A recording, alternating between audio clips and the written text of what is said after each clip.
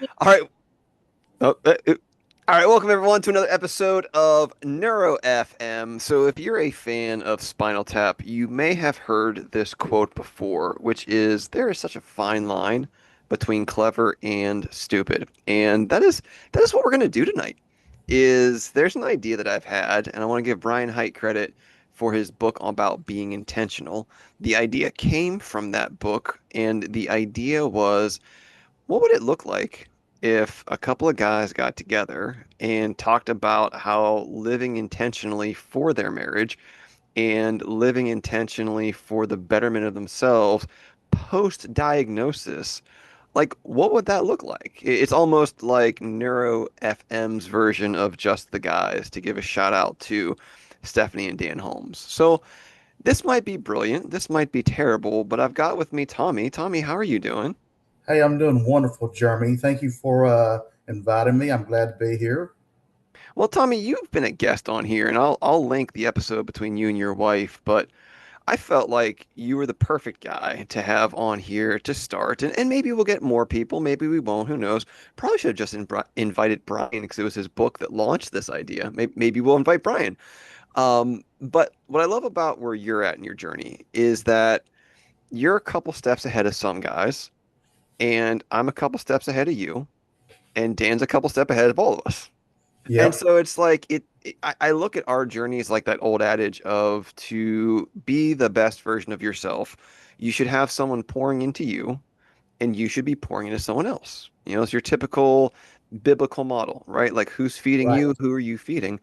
And one of the biggest mistakes I made during the weight loss era is, lost 200 pounds, wrapped that process up in like 2003. And I didn't start helping anyone until like 2007, 2008, and no one got to see the journey. And as you get deeper and deeper into social media, some of the most successful weight loss stories, you got to see the journey. And Yes. I didn't want to make that mistake as it pertained to me and accepting my diagnosis and how I've restored the marriage, how I'm continually working to keep the marriage restored, and how I'm continually trying to stay adapt to my kids. Because it's like the minute I feel like I can relate to my 13-year-old, she becomes 14. It's like a whole new playbook. And I'm just about getting to the point where I can relate to her, and then come fall, she'll be 15. And I've got to learn it all over again. And so when we did our podcast with me, you and Jenny, I was like, gosh, there's such a lot of great wisdom that Tommy's given us. And it's not just great wisdom, it's wisdom on the journey. And so like that's kind of the idea here of what does it look like to kind of share our stories from the journey. What are we working on currently? Maybe we'll do this once every month, once every 2 months, who knows? We'll see how it goes, Yeah. and we'll just share what we're working on. So tell me, what does life look like you as you're working on your neurodiverse relationship? Well, I tell you, it's funny how you started it off far as started just you know helping a few guys and Hmm. so forth. That's where I'm at right now. Yeah. I have everything that goes on with me, and I still go through just like everybody else. I go through my valleys, and but the good thing about that is that I recognize that, and I know why I'm in that valley, so I know what actions to take place to get out of that valley, so I don't stay in it. So that's where I'm at now, and I'm actually, I've got like four good friends that I talk to. Don't say that I talk to them on a regular basis, but I text them and just check in with them. Hey, how are you doing? Just to get something going, and they would tell me, "Hey, I'm struggling a little bit," or "I'm Mm, doing good." Uh, because, like you said, you're ahead of me. I'm a little ahead of them, so that is a purpose. I know that that's what God has given me. yeah. Is helping other people. Uh, not to let them know that they're not alone, that I'm here with them on that journey, and I want to walk this with them through the steps, just so they don't feel alone. To let them Yeah. know that everything that they're feeling, hey, I get it. And the thing about it is, I still go through it. So Well, I loved you touched upon the idea of feeling alone. I think that's also one of the parts, the motivators of doing this type of episode is I'm seeing, roughly 30, 40 people a week. And a lot of the guys, when they first come to the neurofam, the coaching practice, is they feel so isolated. Like they got their diagnosis, they feel alone in it. They feel judged, honestly. A lot of them feel judged, and I'd love your mhm. thoughts on it. And I said this before, like I felt that way too until I understood all the process my wife went through. And she was so focused on the autism side because that would explain my behaviors rather than Jeremy's just a jerk or Jeremy's just a insert expletive here. Yeah, And that whole reality of, wow, my wife thinks so highly of my character that she would jump to a neurological difference to explain my behavior before me just being a bad person. It completely changed my paradigm. But I know so many of the guys, and I'm like you said, I would love your thoughts here in a moment, but so many of the guys who are sort of standing on the edge of the possibility of the diagnosis, even before the diagnosis, there's kind of like that alienation of like, oh no, like what does this all mean? What does this even look like? And so like where were you with that? And how are the guys you're talking to feeling about it? where I was with it, autism, that wasn't even in my vocabulary when I went and got tested. Yeah. So when I got my diagnosis, because I went for, Parkinson's and Alzheimer's runs in my family. So that's Okay. why I was going. My memory, I just could not remember anything. Mm, I was going through some changes. I'm not sure explain the changes. It was just like it was what's going on. So that's where me and Jenny said, okay, let's do some testing here, rule some things out. And then when we did, and when I got the diagnosis from it, I didn't know what autism was mm, at all. Uh, Jenny, she just thought that you see more of it in kids, yeah. so forth. Adults, no. So she started with the research on it. Me, I didn't do anything. I sat in it because I didn't know. But You're not alone. our marriage wasn't in a good place at the time as well.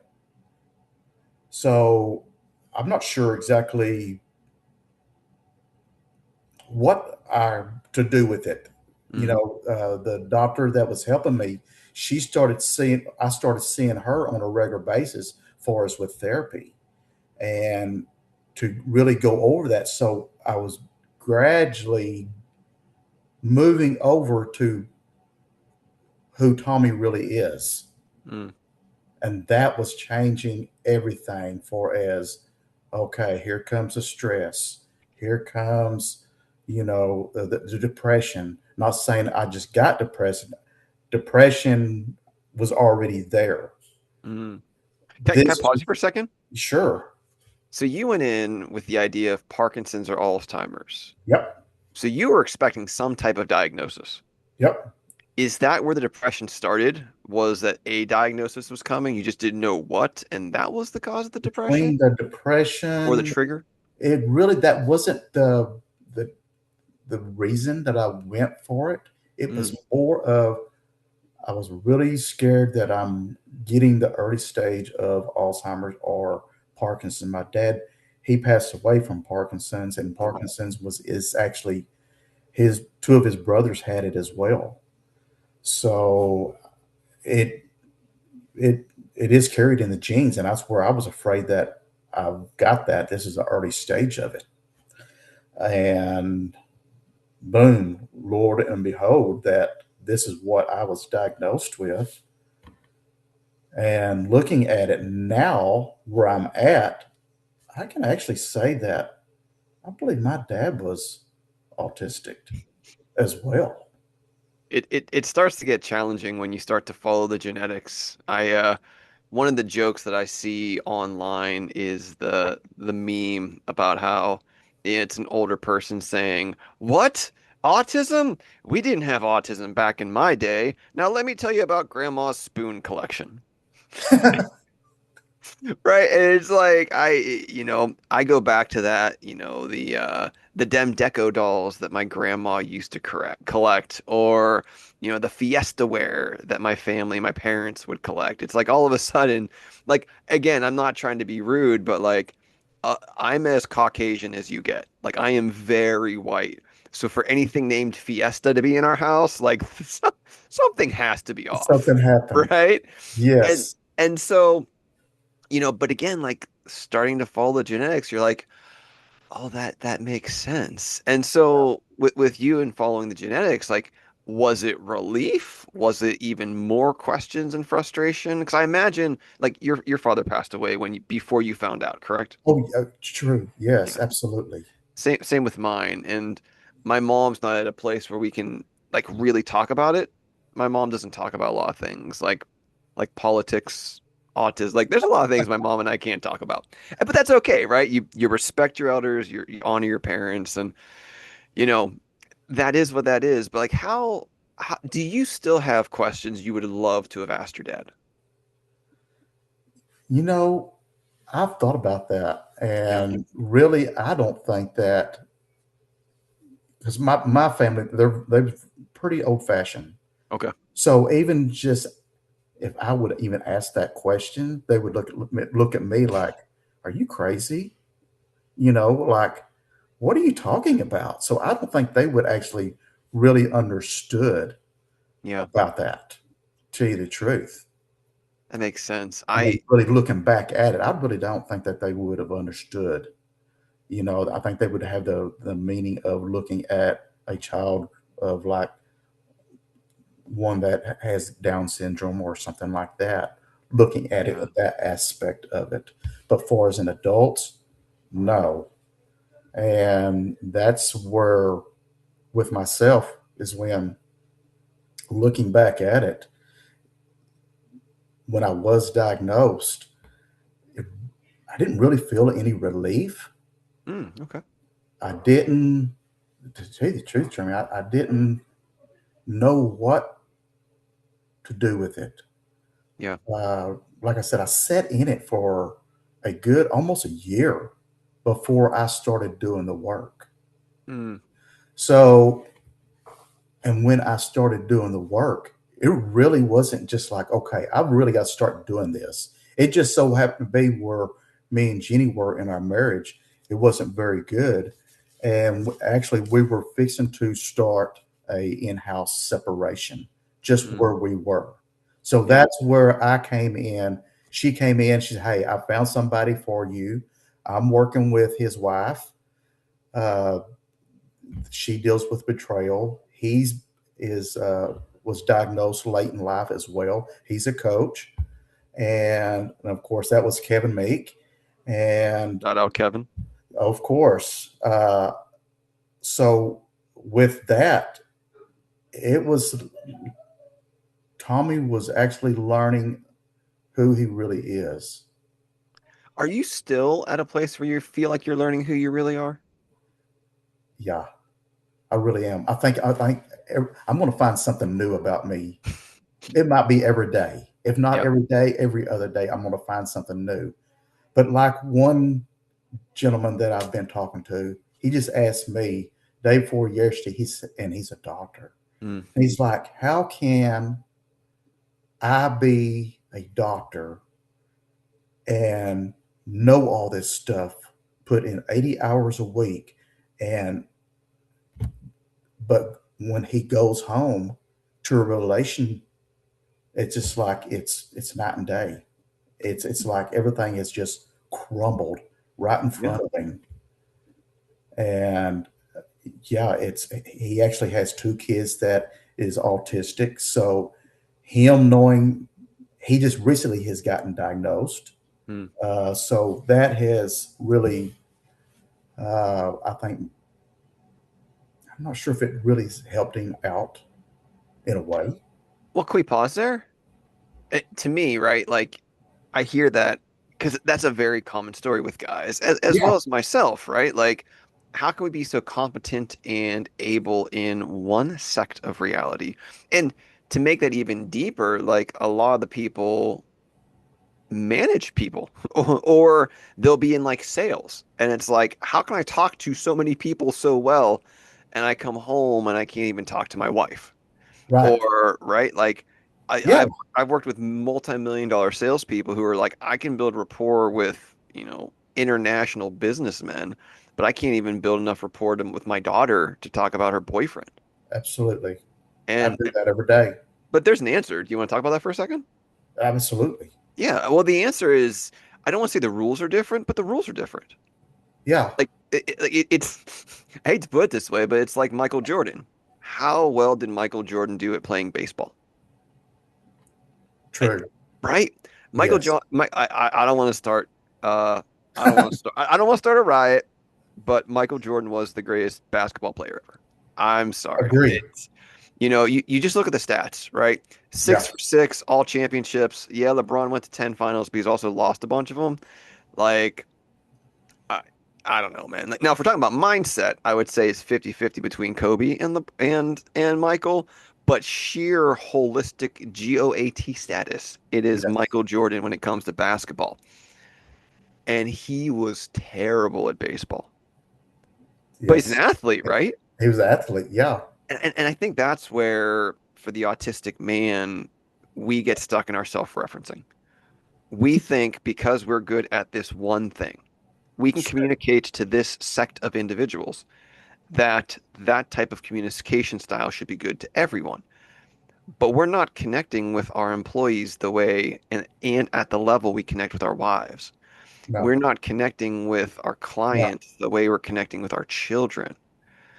And that's the reality. And for a lot of autistics, it's that siloed black and white thinking of, but it's all communication. It should all be the same.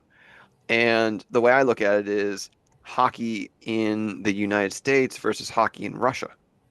Like, same sport, different rules, different expectations.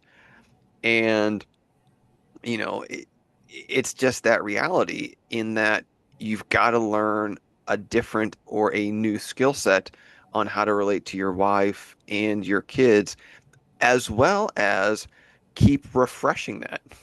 Because quite often, and this happens with a lot of married couples, a lot of married couples will say, "Well, you changed. Well, you changed." And that's right. Because that's who you right. are in your 50s is you're not supposed to be who you are in your 20s No, and you're your supposed to 50s. grow. You If are you, supposed to grow. But yes, that's one of the challenges with the autistic brain is it's like we get time stamped that this one thing worked one time. I'm going to keep doing that thing. let's stay in it. And the challenge is that's just not the way life works. But for the autistic Yes, mind, we timestamp it. But that's why your doctor friend struggles so heavily, is that the expectation of his wife and his kids for him are totally different. And I would even wager his expectation for his wife and his kids yeah. are totally different. Because I've Oh, got to absolutely. imagine as the doctor, he goes in, he tells the nurse, do this, and they're like, yes, sir. But you don't tell your wife do this. Like she's gonna No, be like, yeah, I'll do that after you take out the trash because I've been with these kids all day, right? And let's not even bring in the autistic kids side of things. If he's approaching his autistic kids as if they were neurotypical, he's forever gonna have off kilter yeah. expectations. So unpacking a lot there, but A, he's not alone in feeling this because a lot of later in life diagnosed individuals Hmm. have a hard time reconciling that. But B, it's a communication and emotional skill set that he's not had to learn at the depths needed because the emotional connection he has with his employees, with his employer, and with his clients aren't as deep and nuanced as they are with your family. And that's the short answer. Yeah, it is. it's the same way with me with my Yeah. with my work. I'm actually like almost like double masking all Mm, day long. yeah. Now, I feel like it's normal that I'm normal. I communicate with everybody, but end of the day, by the time when I come home, I'm just like plumb, just done for the day. I'm wore out. Can we talk about that for a second? So, like, where's mask number one, and then where's mask number two? Because My if you're mask. thinking it and doing it, you're not alone. So, like, Yeah, where's the double mask? the double mask is to me is being someone that you think that who you really think that you are, Mm, but you're not. And then all of a sudden you become someone that, hey, I am doing this. Uh,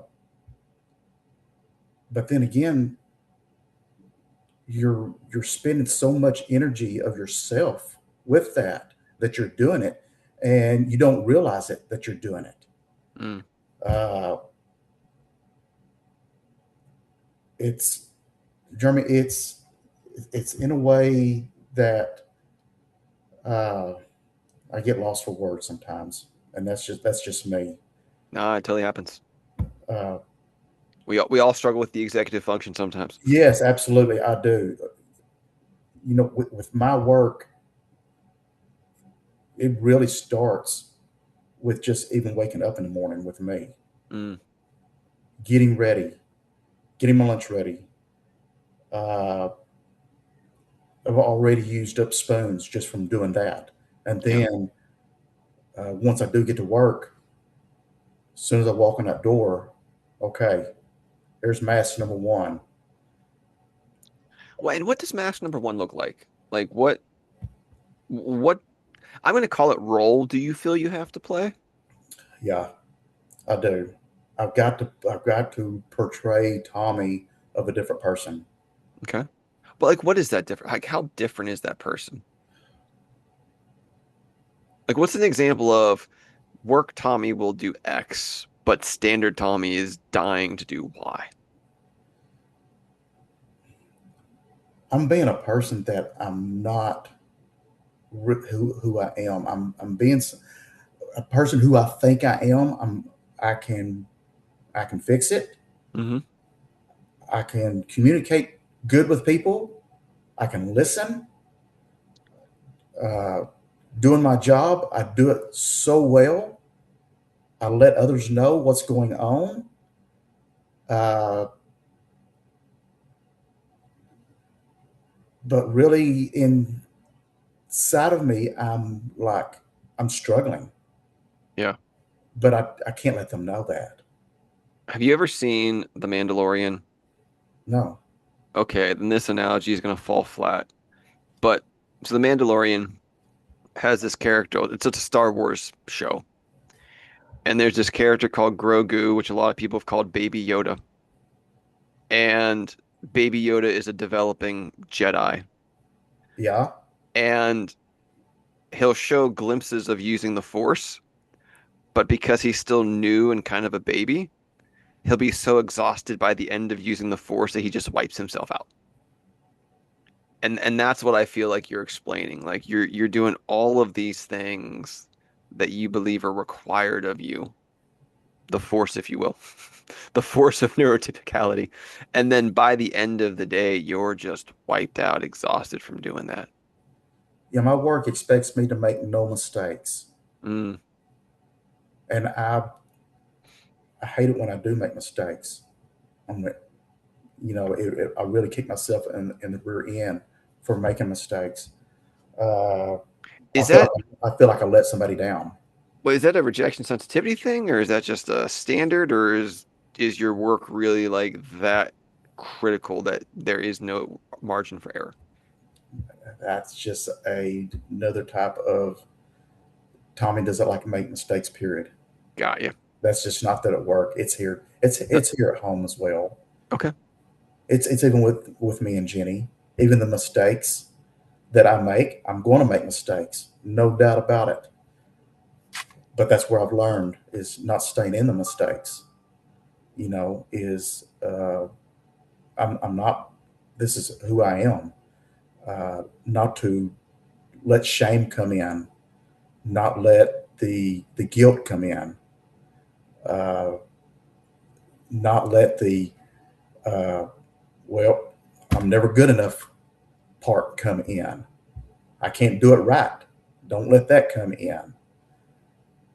It's just that's who even we were stuck in such a place where we don't like change and we want to be good at everything that we do so we can fit in. Yeah. That maybe we are a little bit better than some other people. You know, Can I ask you a quick question on that? yes, When you were a kid, were you told you were intelligent? no. Okay, then never mind. Well, No. no, no, and I forget the study, but I saw a study that said kids who were told they were smart develop a complex of Yes, perfectionism right. because they're told they were smart, so they take that with them into adulthood. So when they don't do smart things, they kind of internalize that and they have this high level of perfectionism because they were told from a young age, you're capable, you should be able to do this. Yeah. And the reality is maybe you just can't. Again, like I'm 6 foot with a broken back. I cannot be a great basketball player. It doesn't matter how smart or clever I am. There's just some things I can't do. I've always wanted affirmation. I always Uh, wanted someone to tell me, "Hey, you did a great job," okay. because I felt like in my mind that I didn't. I felt like that nobody, I wasn't being noticed, even though through God's eyes, or we don't need to be noticed. You do it anyway, no matter who's look or who's not looking. You do it because it's the right thing to do. Yeah. But when it comes to my job, it's yes, uh, they sure can point out mistakes, but they won't point out far as how good of a job that you're actually really doing. Well, and where my curiosity goes, so very similar. Where I've gotten to is my litmus now is can I go to bed at night knowing that if I died, I would wake up to a well done, good, and faithful servant? Yeah. And if I did behave in that manner, then I I'm released from the guilt, the stress, the frustration. If I didn't do that, then I make notes to attack the next day to make sure I don't make that same mistake again. Hmm. How do you reconcile I that? question myself a lot.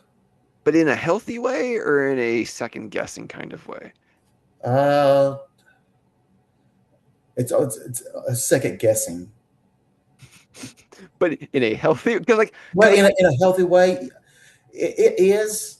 It is in a healthy way. I just okay, want to make sure I'm doing it right. okay, So I'll come back and double check myself several times just to make sure I'm doing it right. okay, That's just where I just need to hear from someone to say, "Hey, it is. You're right. That's correct." cool. It's just where I'm at for as or sometimes that I don't need the Scooby snacks all the time. You did a good job. Here's a Scooby snack. You know, great job. No, it's just no.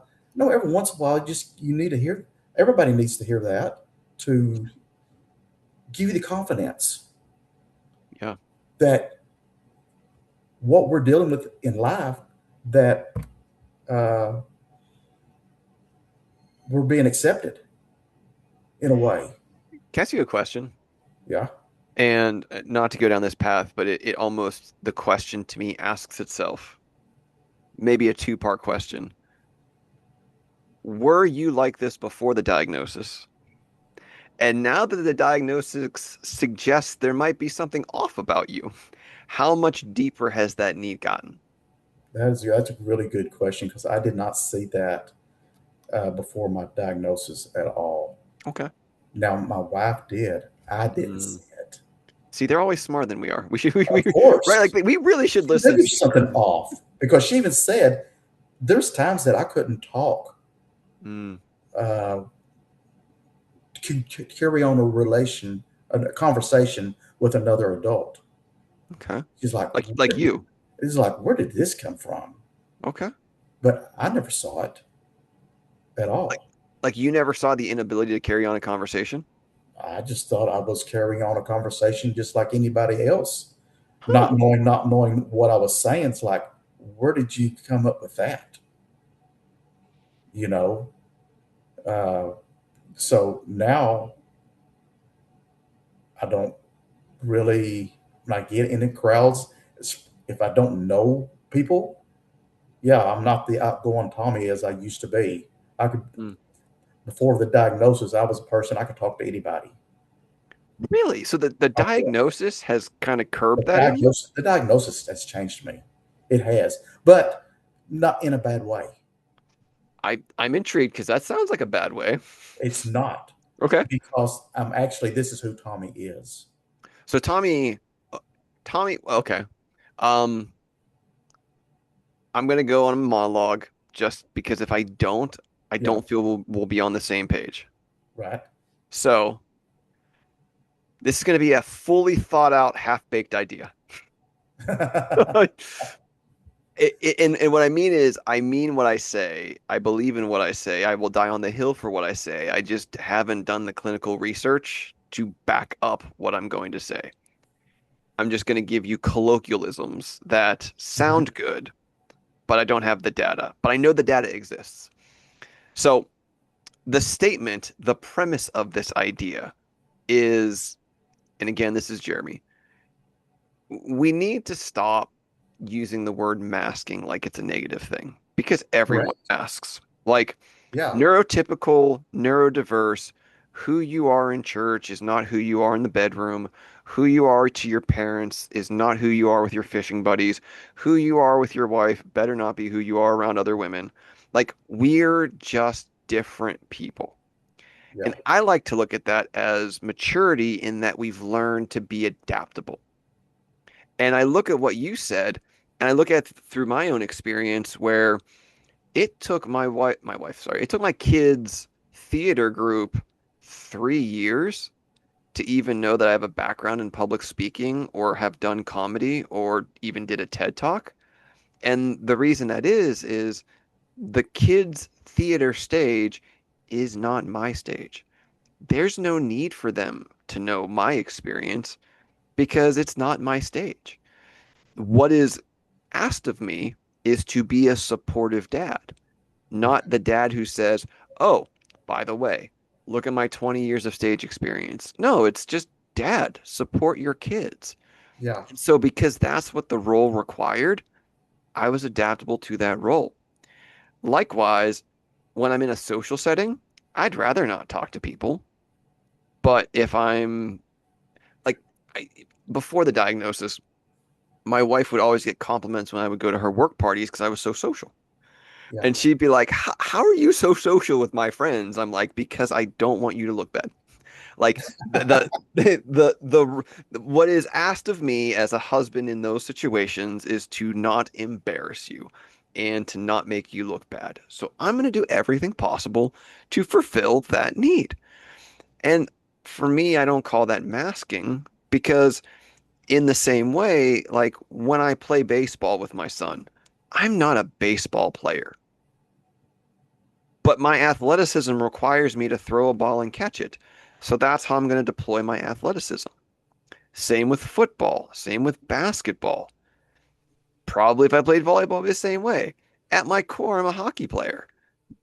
But I know that different sports require different usage of that ability. But it's through that lens that when I hear you say you were more social prior to the diagnosis, my mind goes, how and why? Because I would almost think the diagnosis would allow you to go, oh, well, that was what was required of me then. I can understand why I had to behave that way. And now I will look for additional social cues to deploy that appropriately. So I am genuinely intrigued, sir. Jeremy. I've asked myself that questions before too. It's like how could I have been this way, and this is how I am now. The only answer that I can give you is that now I want to be careful what I say. I want to say the correct things. Okay. Now, before, there's so much stuff that has really changed me for as not in a bad way, but before I would just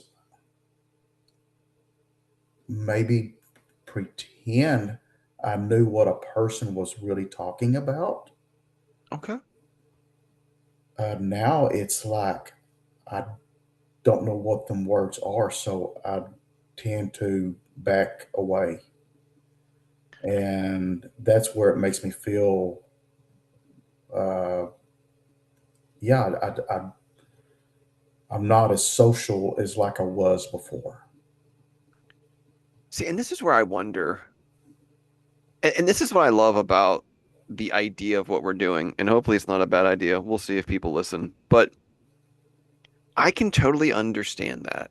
But I also wonder 1 year, 2 year, 3 years from now, as you get more comfortable with this diagnosis and this understanding of how your brain works, does that change?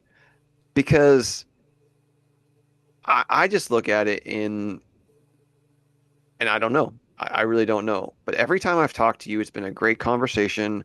You're Yeah, super intelligent, you're super witty. And it's like, I can't imagine a world where you struggle. And then you tell me you struggle, right? Like, you tell me you struggle. Jenny tells me you struggle. I'm like, how? I'm not seeing it. But I could totally understand, right? Like, yeah, it's the same way where if you'd have known me during my fat eras and you saw me now, you'd be like, this dude is night and day, totally different. But it was kind of the same way. And like, I didn't know. But see, like, this is where right? So, not to go sideways, but in talking about the diagnosis, I kind of look at it, or my fault, I kind of explain it like when you get your autism diagnosis, it's almost like you learn you were adopted, in that you've got to look back on every memory and question all of it, right? Because I look back yes, at all of the things that I thought were because I was fat, right? Like for the longest time, I thought I was socially awkward and socially recluse because of my overweightedness and missing out on foundational social situations, right? hmm, Fat kid in the 80s and the 90s wasn't invited to a lot of dances, wasn't asked to a lot of proms, wasn't asked on a lot of dates, didn't have a lot of friends. And so, unlike today, what's the internet can be used for a lot of terrible things. But one of the things that the internet is great for now is it shows that everyone has a place where they belong. Like, even in our little circle, we're later in life diagnosed autistics. If not for the internet, you and I would have never met. But now, you and I, who, for all intents and purposes, couldn't be more different, we have this very unique bond that make us very much the same. oh, no, And great. praise God for the internet. But Hmm. that didn't happen in the 80s and the 90s.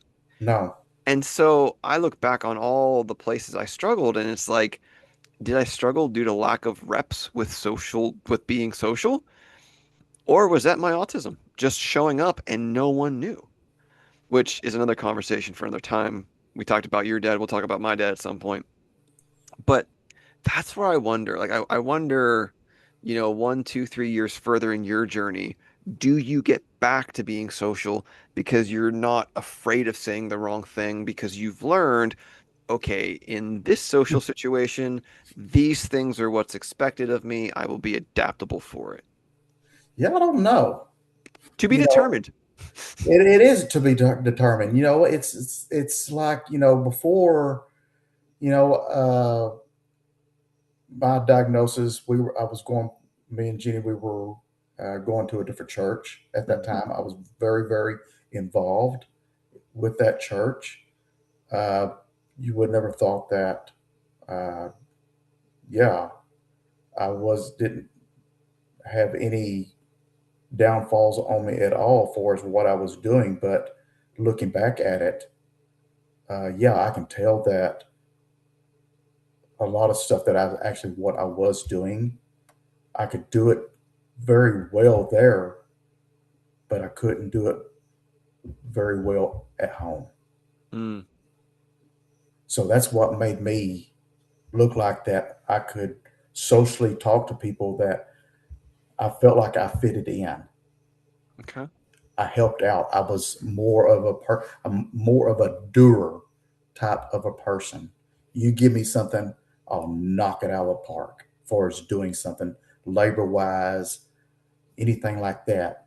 But for as trying to lead something like a husband, a father, I'm going to sink like a rock in the water. It's just not me, and my family, they know that's just it's just not my strength at all. Jenny, she did a lot of the raising. She did a lot of the discipline. Mm, She did a lot of the leading in the families because I didn't know how. yeah.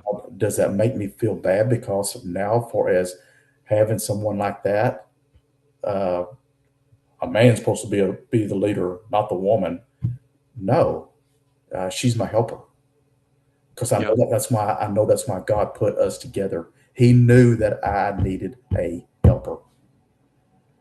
And what's fascinating about that idea is like even that idea, I feel like you and I agree, but we agree in totally different ways. Yeah. And like what I mean by that is this. I can look at Charity and she drives me to want to learn those capabilities. Yes. Like instead of looking at it through the lens of I'm not equipped to do X, Y, and And Z. that's opposite from me, Jeremy. Right. And I know, and that's what I'm saying. Like Yes. that's what's amazing about this is that I'm not a research person. well, it's a spectrum, right? Like you're on one part of it, I'm on Very. one. Like, it's a continuum, but we're all on different parts. I struggle with words. I struggle with research. I struggle with reading. Yeah. I struggle in that areas. That's why it's been so hard for me with that stuff. And before, it was hard for me with the autism, really, of recognizing it. What is it? Remembering, theory of mind, executive functioning, all that stuff. Uh, Well, in fairness, and I think I want to say this if people are still listening, it's like drinking from a fire hose, right? Like it's yeah. where the blessing and the curse of our wives typically doing more research than us is that they got the slow drip of the information, whereas we tend to finally get it, and it's like, oh shoot. Not only are our wives more emotionally advanced than we are, they also have X amount of months, sometimes years of research on what the autistic brain is like before we do. And so Absolutely. now we've got to catch up to all that understanding. And it is like drinking from a fire hose. And that's why, like when I work with guys, some of the wives will get frustrated and they'll be like, well, just tell me what he's capable of. And it's like, we've been together for 6 months. I don't know. Like, Yeah. right? Like your husband's a doctor, but it took him 12 years to get there. Yes. Right? Like I've been with your husband 6 months. I don't know what he's capable of. I know he's willing, and that's amazing. But it is like it's like drinking from a fire hose because it's like we've got so much we've got to learn that we were, I hate to say it, that we were bad at. And it's not that we were Yes. intentionally bad at, we just didn't know what we didn't know. And it's not that I can't learn from it either. Mm-hmm. I can learn from it. It's just a lot harder. And it's Yeah. me convincing my brain that I can, because there's a lot of it that I struggle so much in it. It's like it makes me give up too easy. Does it? Like where's the point where you get frustrated? Like where's the point where like it goes from I can, I think I can to I can't. When it comes to the part that I can't, that's the part that I really have to push myself and say that I can do this. Yeah. and it's almost in a way that I'm having showing myself that I can do this, not in a way that showing my wife that I can do this, because then it would be like, see, I told you you could do it. It's more of me convincing myself I can do this. Because even if she says you need to do this, then I won't do it in a way because I know in Get my some of mind that PDA in there. exactly. You said Well, it no, right I don't there. want to, so I'm not going to. Yeah, I'm going to prove how mature I am and mentally superior by not doing that that simple common yeah. How task of mature loading the is that? dishwasher right. Oh my gosh, boy, that's another story too about Sorry, loading the dish. that one cut deep. But But yeah, well, to that point, I guess where I get curious, because like that's a really good example of not like not, and who knows, maybe your doctor friend is listening, but if your doctor friend is listening, because your doctor friend's not alone and neither are we, for me in those moments, it's reminding ourselves, the same competency that allowed you to be vocationally successful, that allowed them to be vocationally successful, that allowed me to be vocationally successful, is the same character that we can apply ourselves to with this new behavior. But where your doctor's right is, again, it took him how many years of learning, and then how many years of doctoring has he had the same routine? yeah, And so not only do you have the book knowledge that he's accrued over time, but you've got the learned behavior and those routines and habits that are well-worn neural pathways. And all of a sudden, the autism diagnosis comes in and it's like, oh, by the way, you're middle-aged, time to learn a new way to do literally everything. you know, speaking about with my doctor is that that's where actually I fall into almost a level two Mm, when it comes to research, words, yeah, explanation. Yeah, I fall in that level of, that I struggle with it so much. yeah. And it is hard for me, like I said, to push through it. And that's where there's a lot of crossover in the unintended output of the parallel between the dyslexic and the AS2, in that it blocks from what one might consider a standard learning experience, and it makes what most people would look at as a fairly simple task way more complicated, which then again probably makes you more dysregulated, which then makes you more frustrated, and then the cycle continues. But I think it's a really good segue into asking the question, how do you deal with that? Like on a daily and weekly basis, how do you work through, we'll just say, the mental game of feeling like I can't learn this, but I have to? Like, how do you work through that so that you do and you're able to?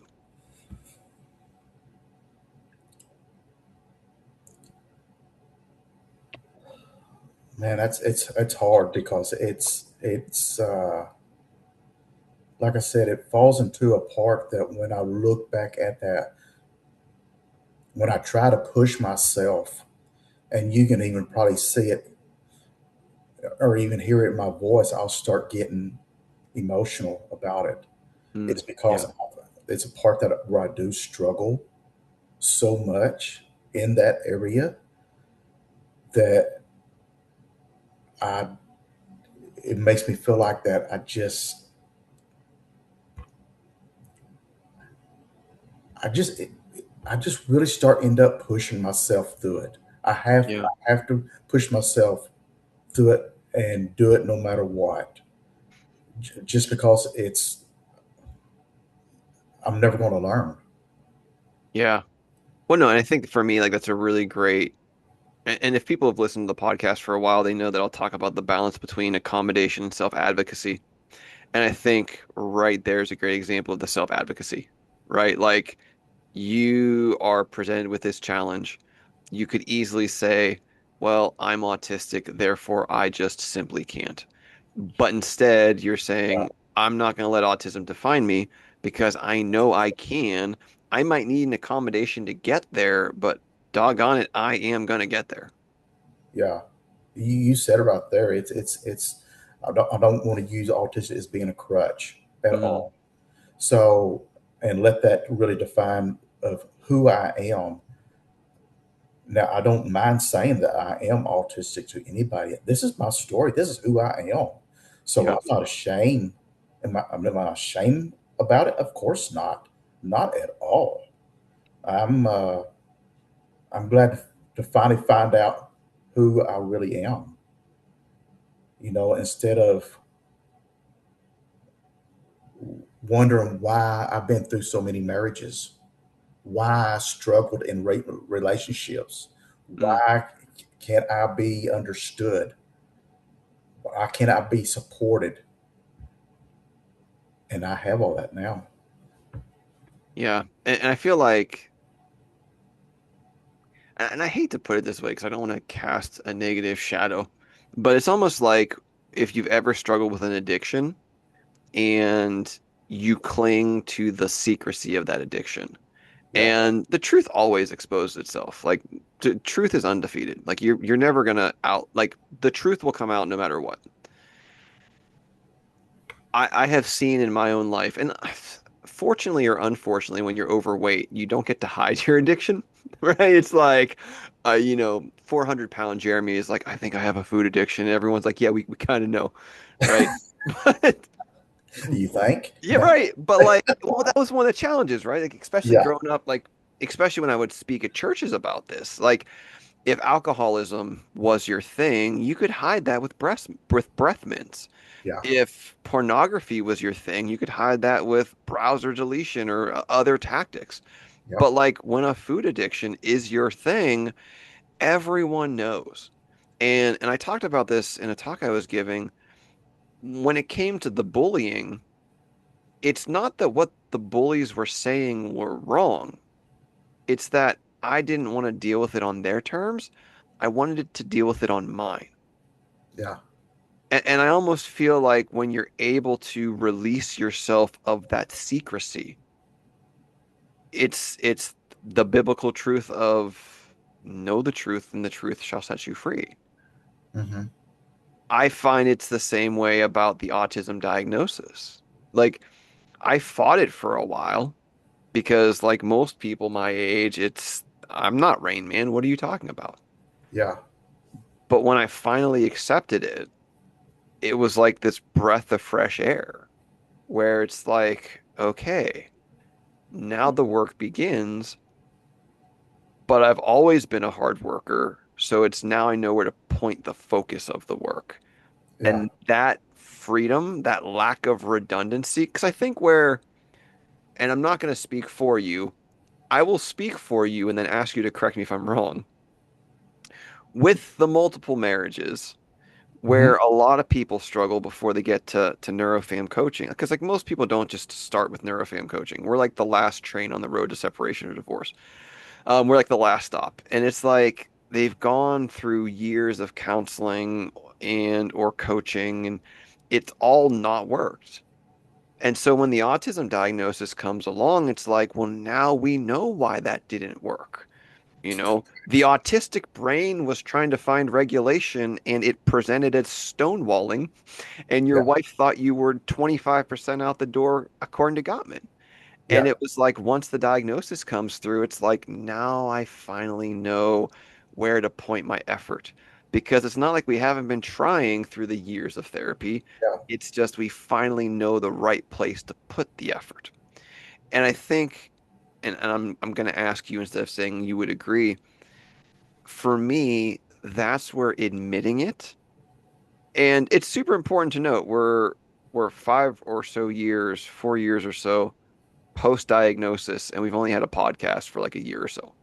So hmm, it's not like Jeremy gets his diagnosis and he's like, "Yes, raise the banner." It's like, no, like you and I talked about earlier in this episode. A few years down the road from the diagnosis, it was like, maybe we should talk about this because if I'm yeah, thinking it, maybe other people won't be as alone.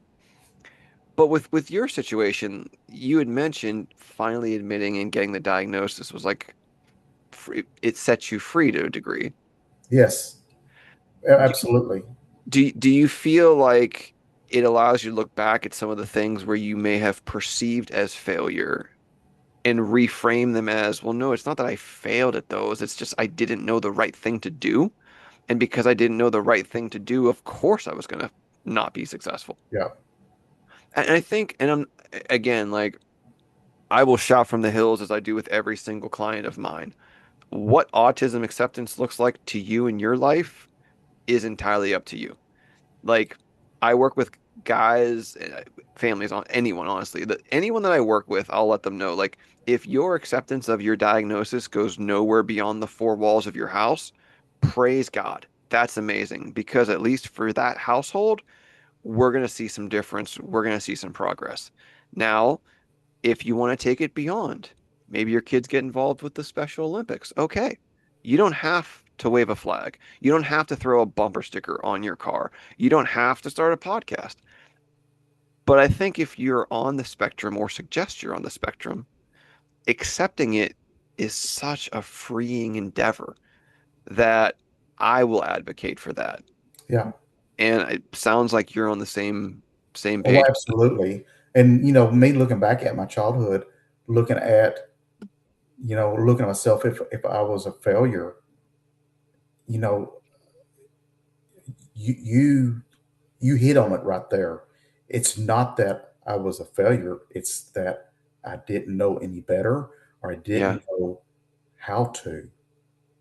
And that was it, you Yeah. know, but people would really be shocked of how many people are actually on the spectrum Oh, that we don't even that are not diagnosed yet. that is not It's diagnosed. they're Exactly. everywhere.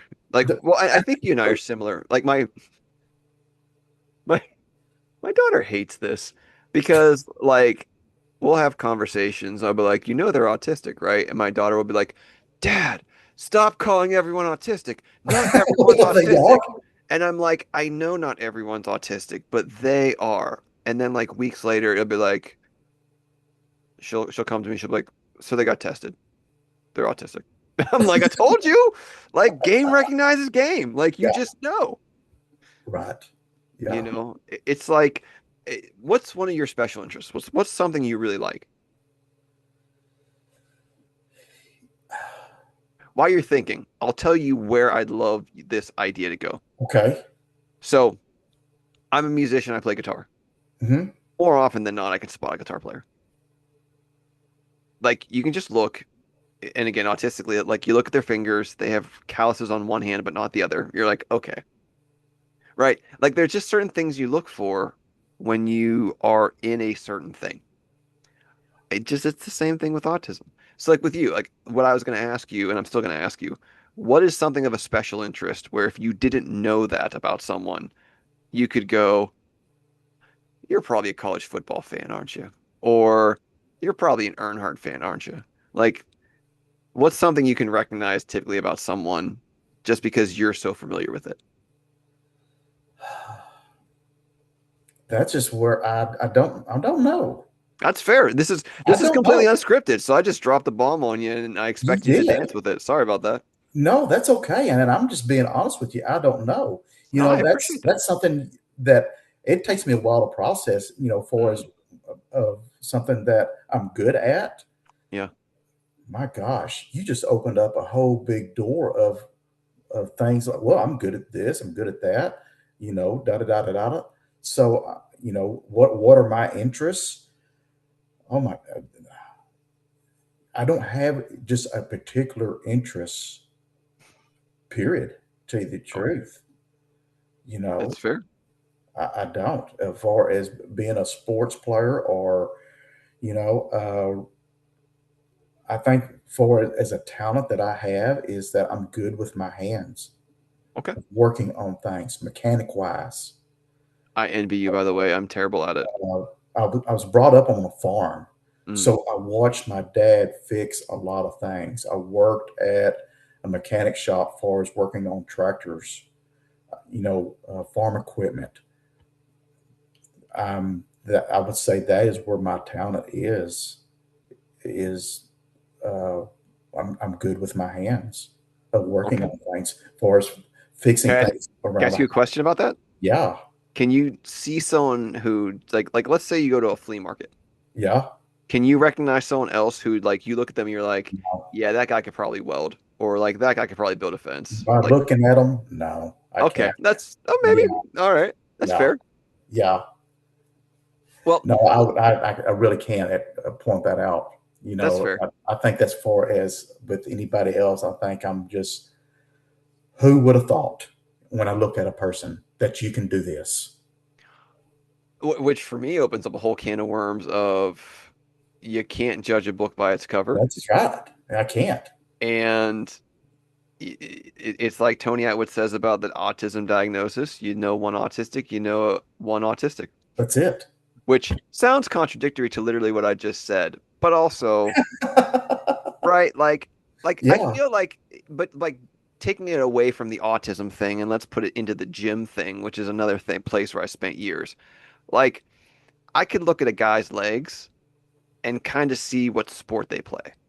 Okay. Like, right, like you look at one player's build, you're like, okay, that guy, probably a basketball player.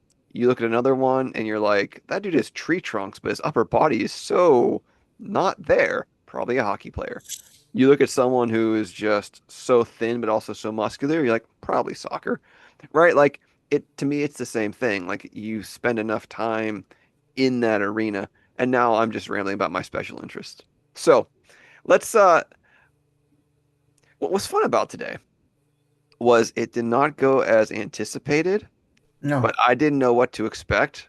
Right. I So didn't. I think this is a great pilot episode. What I'd love for us to do next time Yeah.